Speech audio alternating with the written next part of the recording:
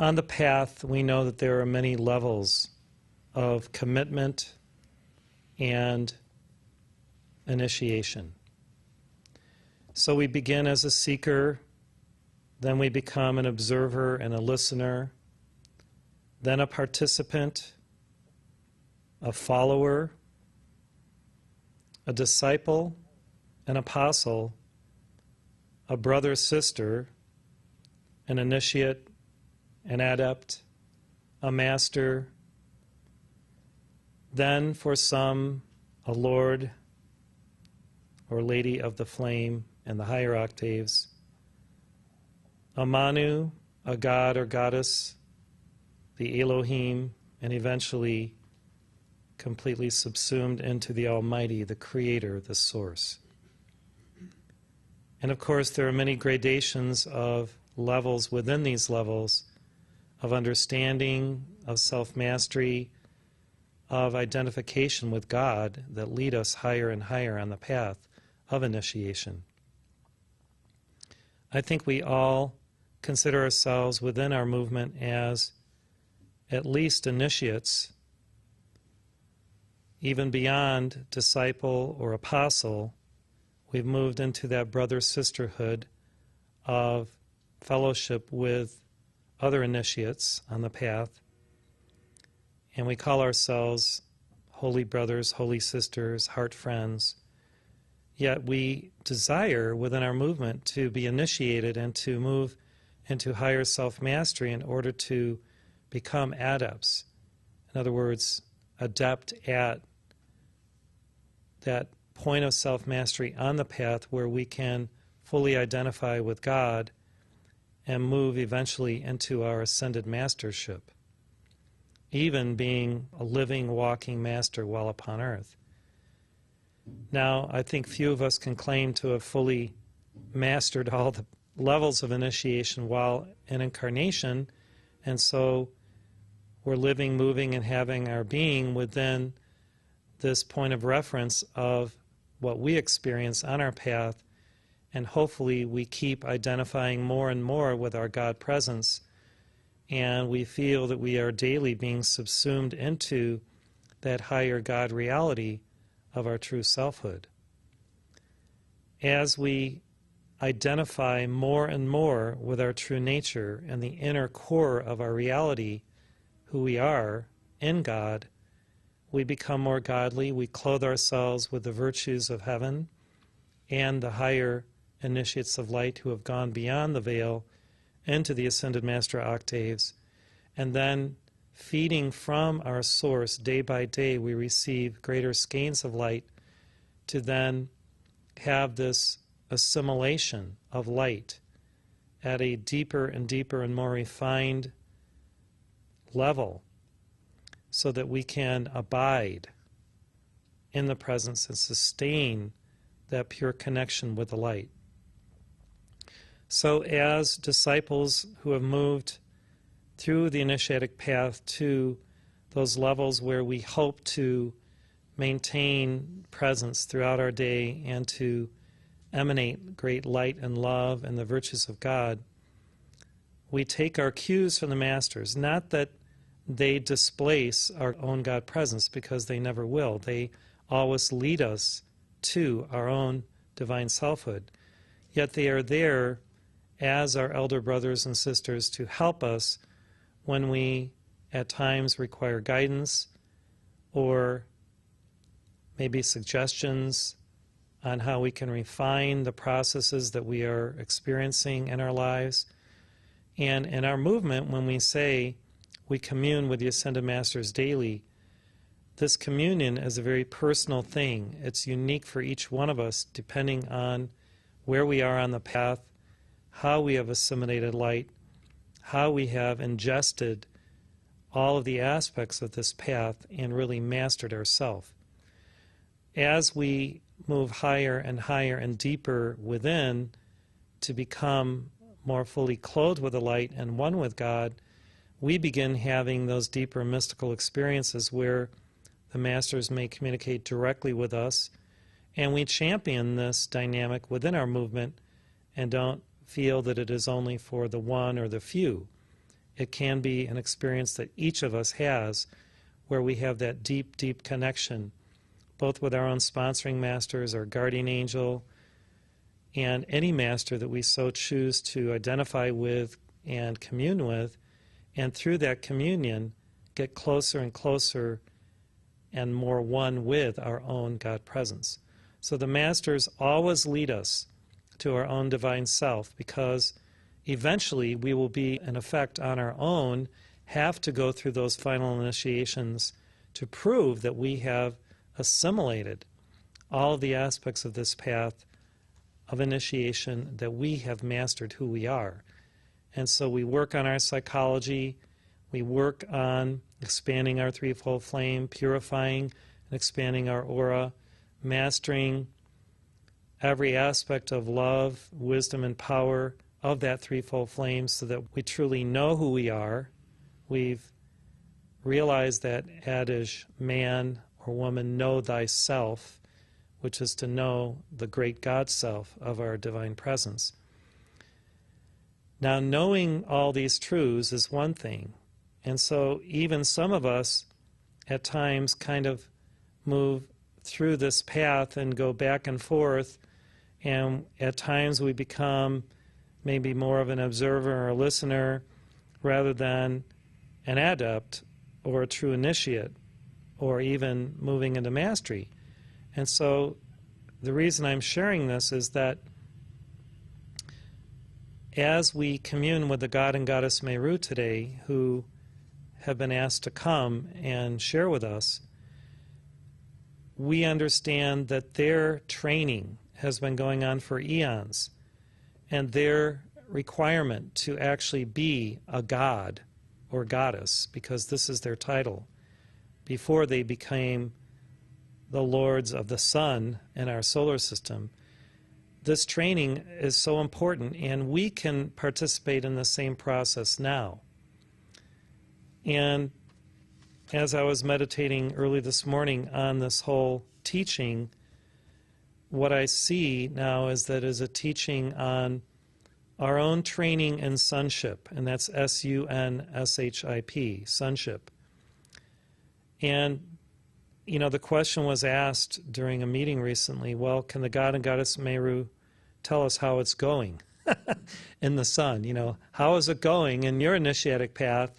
You know, what is it like being there past the point of being on the earth, fulfilling your office at Lake Titicaca? Now, what is it like being in the sun? Well, the requirements to be at this level are really the requirements of being a solar lord or lady. And you have to master this loving emanation through selfless service and surrendered sacrifice.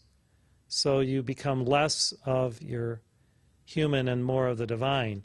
Now, even as ascended masters, there are levels of initiation. So you become less and less of what? Well, you're already one with God, yet maybe you haven't identified fully with the Creator, the Almighty, the Source at the level that you could. So this training of identifying with God to the extent that you can become a solar lord or lady takes great fortitude. I remember a while back giving a discourse on the word Lord, and we talked about the lords of the flame, the Chohans of the rays, what it means to be a lord, the title Lord meaning law of the word, one who has mastered the law of the word. However, it's also one who has mastered the love of the word. And we have Lord Maitreya, Lord Sanakumara, Lord Jesus, Lord Mahachohan. All of these lords are those who have exemplified the love and the law and mastered the law of the word. Now, a lord is one who embodies that law and love of the word, and that word is the Logos, the living universal word. The God and Goddess Meru hold this title above the lords, which means that when you enter lordship, it is like the Christ consciousness, and even the Buddhic awareness. However, when you are a god or goddess, you have God consciousness. You've actually gone higher in identification with God to the point of knowing yourself fully as God. Now, you still have an identity, you still have a uniqueness that is your selfhood in God, yet you have so clothed yourself with solar light, divine joy, and presence that you are literally one with God at a much higher frequency. You've united with your God self fully. So this training to be a solar lord is total identification with God. And through that identification, you have moved beyond being, let's say, a squire, then a knight, then an earl, a lord, even a king. You are incarnating the kingdom consciousness of selfhood, the regal nature of your true self. We've heard that Al Moria actually, after he ascended, at one point created a planet. Remember this? Some of us have heard this. Created a planet. Now, what does it take to have that self-mastery to create a planet? I believe is his name Excalibur? Excelsior. So, to my understanding, this requires God consciousness. So I think El Morya is way beyond being a lord. I think he is at the level of God consciousness. So we could say he's Lord of the first ray. I believe he is, in effect, a god of the first ray. Mercurians are those closest to the sun of our planets, and so the speed of their divine thought is stupendous. It is supernal. And we've heard that Anastasia has this speed of thought, but it's really divine thought, that is amazing. And she is able to move beyond the dark window of time into the future and is co-creating that beautiful Edenic future for the earth through her own self-mastery and this divine mindfulness. How has she done this? Through what is perfect meditation. Perfect meditation. This is tantamount to the mastery of immaculate conception, immaculate consecration, immaculate ideation, and immaculate emanation. So this perfect meditation at the higher levels of its manifestation include what Mother Mary has done through the Immaculate Concept, using that Immaculate Concept to view the perfectionment of all life. It is the immaculate ideation of every life stream, of the universe, of creation. It is immaculate emanation. In other words, every erg of energy that we broadcast from our aura is perfect, sublime, beautiful, harmonious. So solar lordship, to be in the sun, to actually have this office and hierarchy that the God and Goddess Meru now have in the sun of our system, requires supreme fortitude and focus. It is like one who models the perfect manifestation of Ho'oponopono. And Ho'oponopono is training in radical forgiveness, which requires this level of focus and fortitude, where the sun shines upon the just and the unjust alike. It is perfect love that flows from the sun of our system to all life, both on Earth and on all planets within the system. So the God and Goddess Meru's training began eons ago by the great solar lords. They reached the level or the office of being God and Goddess after being lords of the flame. And of course they are Manus also, the Manus of the sixth era or the sixth root race. So you can imagine that the great divine director, who we now call divine director, and it's okay to still refer to him as the great divine director because this is how most people know him. He is a Manu. So he is beyond being just a Lord.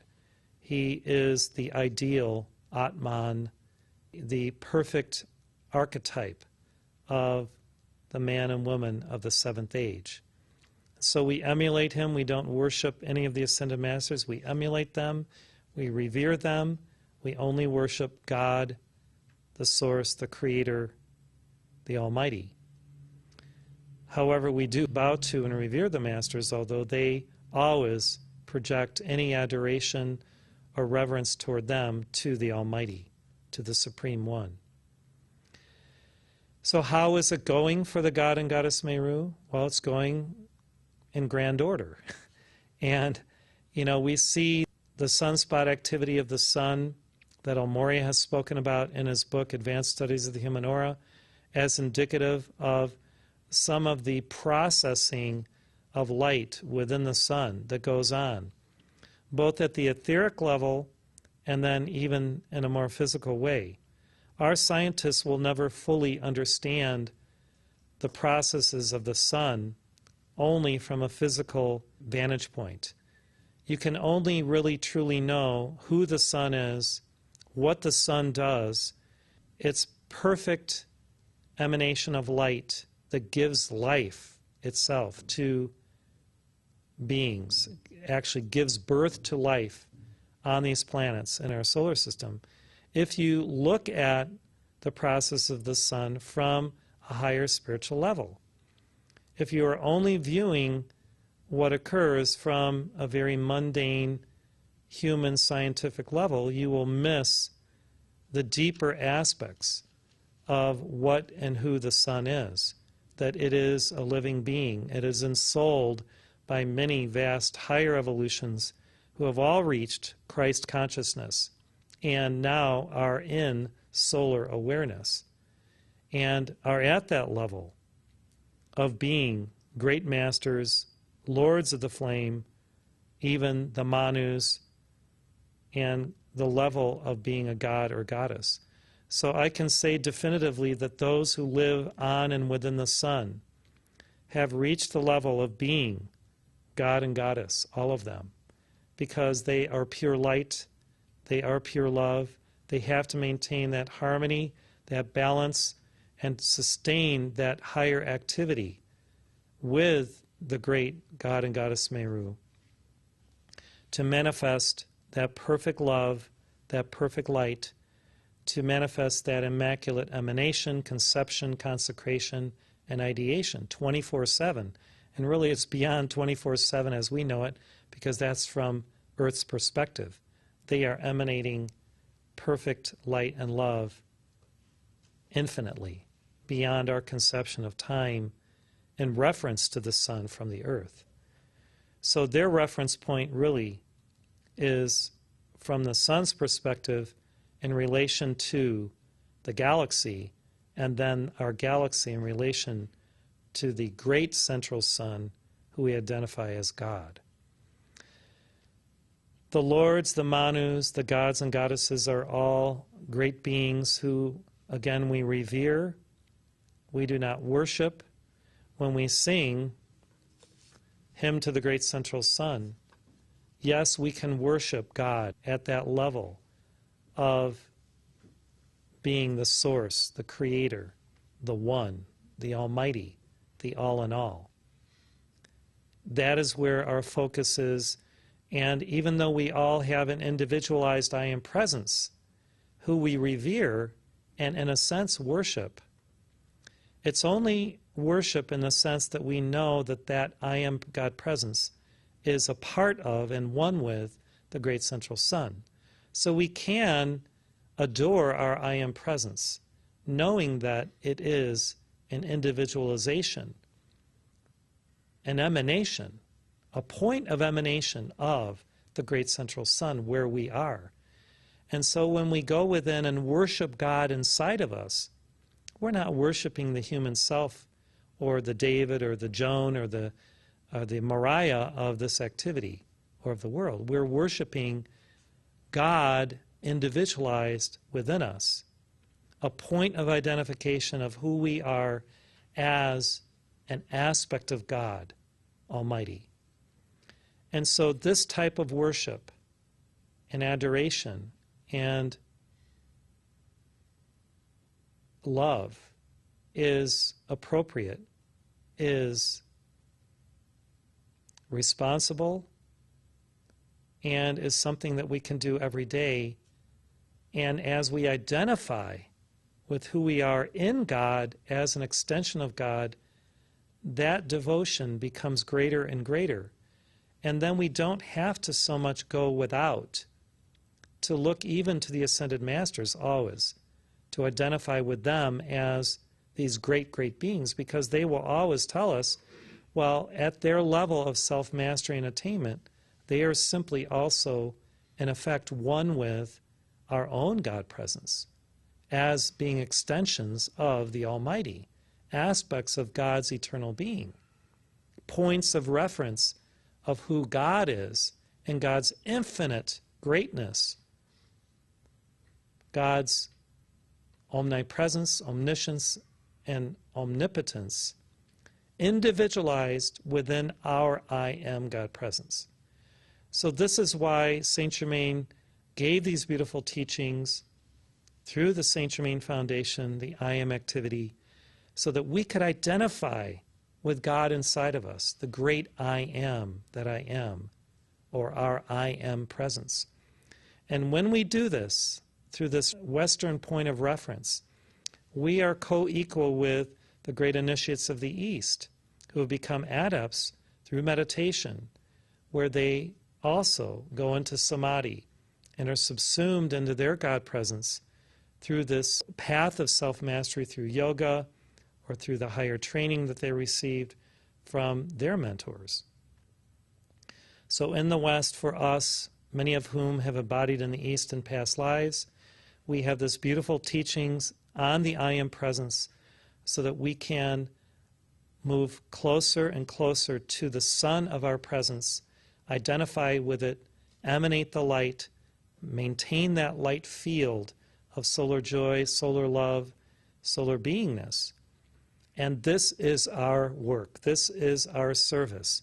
This is our reason for being, to be all light, to be all love, to be all these virtues in manifestation.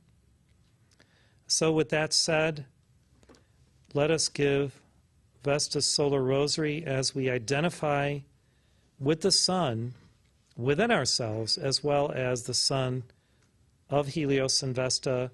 When we created this rosary, of course, Helios and Vesta were in the sun of our system. They have moved on to a star close to the center of our galaxy now, as we've heard. And so the Ganagetas Meru have taken up their office. And now, as we give this rosary, we can identify even with a sun that is a higher sun in vibration near the core of our galaxy. And that's the beauty of this rosary. It doesn't become anything less now that they've moved on. It becomes something even more sublime as we identify both with the God and Goddess Meru and also Helios and Vesta in their higher office. So this rosary, created recently during this activity, is actually here now as a ritual to help us move higher as initiates, even beyond the earth, to the center of our galaxy. So let's give this note with great joy and intent, and attempt with all of our love to have this perfect meditation and point of emanation of our own solar selfhood, moving upward and inward into the light, and just feeling that light going forth in all directions and multi-dimensions of being to affect life on earth and beyond with great adoration, holiness, and pure joy.